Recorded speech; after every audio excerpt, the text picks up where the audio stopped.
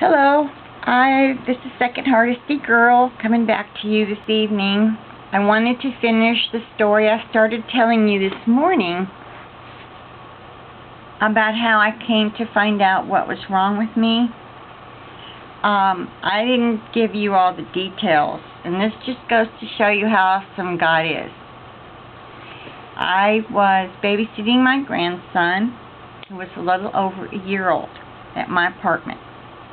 And I was sitting out on the lawn smoking a cigarette. Yes, God can use you, and you can still hear from Him even if you're not totally cleaned up.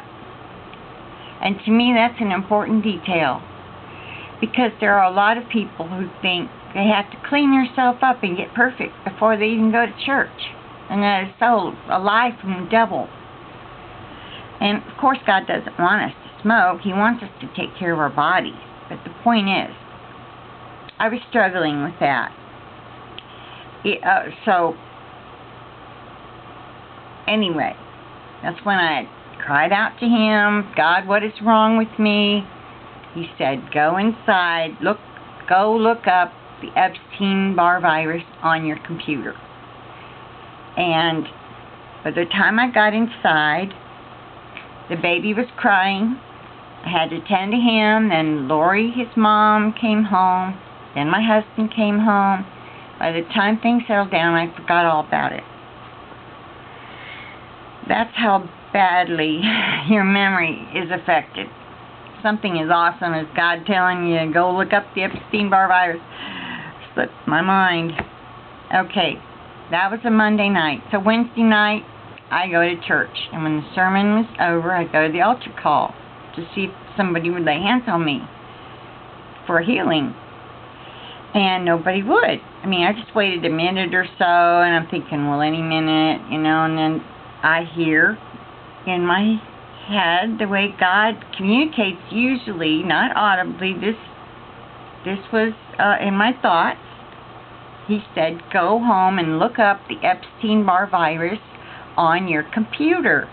A little more firmly. But isn't He gracious to tell me again? He understood.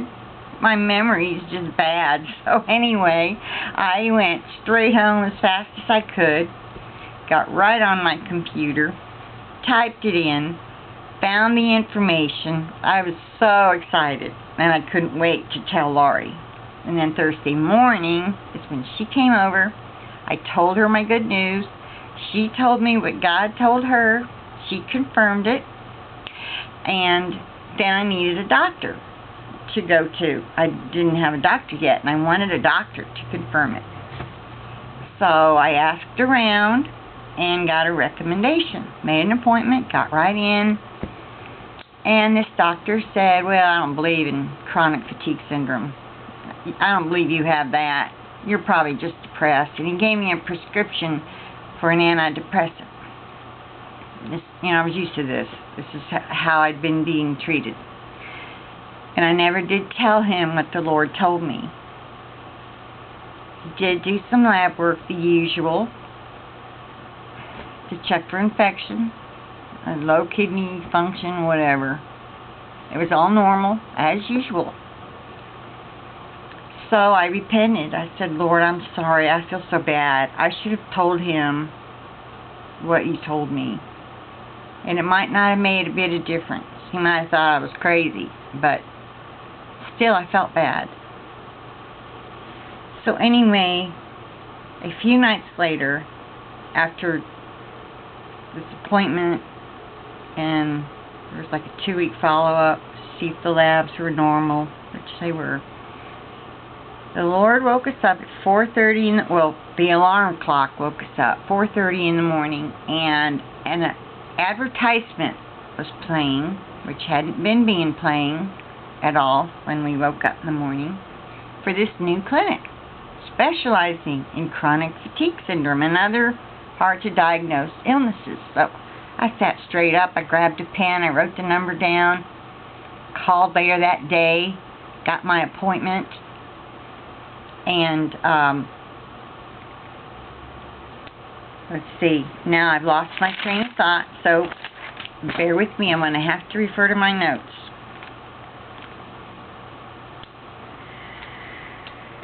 Okay, so I got an appointment with that doctor.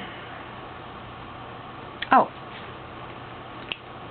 when the doctor was talking to me, which was an excellent doctor, I was there an hour, 45 minutes just talking, 15 minutes of him actually, physically looking at me. And he asked me, how did you find out about us? And I said, oh, you had a commercial playing on whatever station at 4:30 in the morning of all times. And he said, well, I'm not aware of us buying any commercial time at 4:30 in the morning. He said, I was thinking it was at 10 a.m. Well, do you know that commercial never played again at that time? And I would have never heard it at 10 a.m. I didn't have the radio on at 10 a.m. They had some dead space they had to fill. And I know that was God. And He's just so good and so gracious. So He led me to this doctor. That's how I found the Chronic Fatigue Syndrome Clinic. He definitely confirmed it, and he said, yeah, I actually think you have the myalgic encephalomyelitis. See, he believed it was two different things also. So that is how I came to find out how I have myalgic encephalomyelitis.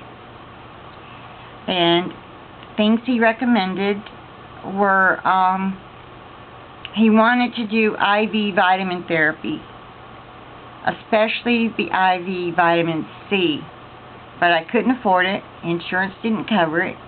Some of the tests he wanted to do, insurance wouldn't cover it. They also wanted me to do things that I wouldn't have done if I'd had the money, like the meditation.